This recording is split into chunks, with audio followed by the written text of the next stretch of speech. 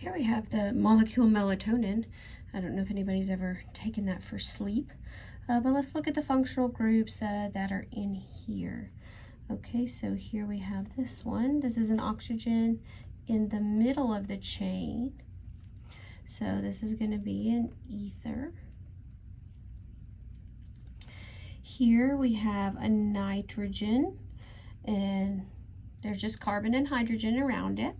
So that makes it an amine, and it has 2 connections that are not hydrogen, so that makes it a secondary amine.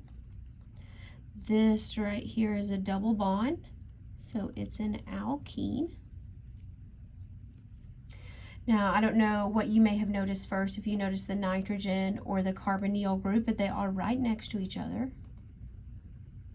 And it's not on the end, so this is an amide group. Let's try another one. MDPV. All right, here's this one and this one. Notice they look very similar. These are both ethers. Here's this carbonyl group. It's by itself, and notice it's in the middle of the molecule, so that makes it a ketone.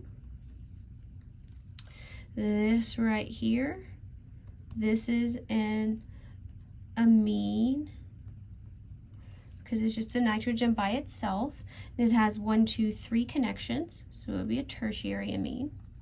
And let's look at this thing sticking off here. There are 1, 2, 3 carbons, so that makes this a propyl group. Let me pull up some other molecules. Let's grab this one. Oh, heroin. That's not really good, is it? All right, let's look at this. Here we have the carbonyl with an oxygen, and now it's not on the end, it's connected to something else, so that makes this an ester. Here we have another carbonyl bonded to an oxygen, bonded to the rest of the molecules. This is another ester. If you look at, say, oh, that's pretty symmetric. It kind of is. Okay, this is an oxygen in the middle of the chain, so that's an ether. Here is a double bond, so this is an alkene.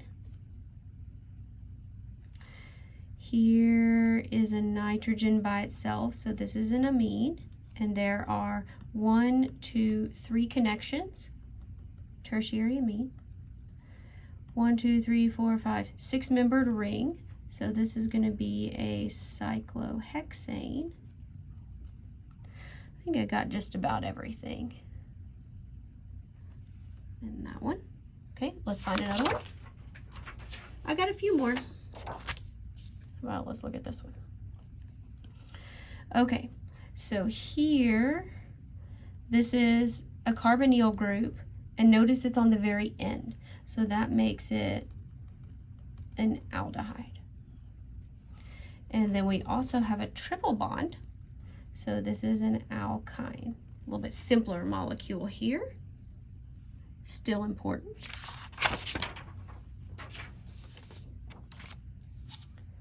How about this one? Paraplaninone B. I believe this is a chemo drug. Okay, here we have an oxygen. So this is going to be in the middle of the chain, so this is an ether. I know it's part of a ring, it's actually going to be called something else, but functionally speaking, it's an ether. This is also in the middle of a chain. This is an ether. Here is a carbonyl group in the middle, so this is a ketone.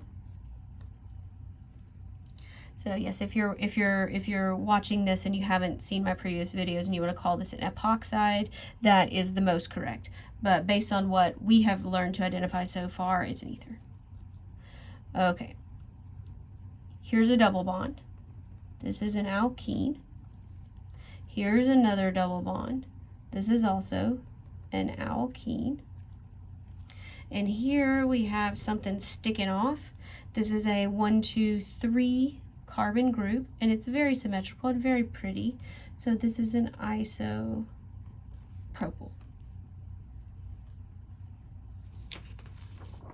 And one more, just to make sure we get all the practice.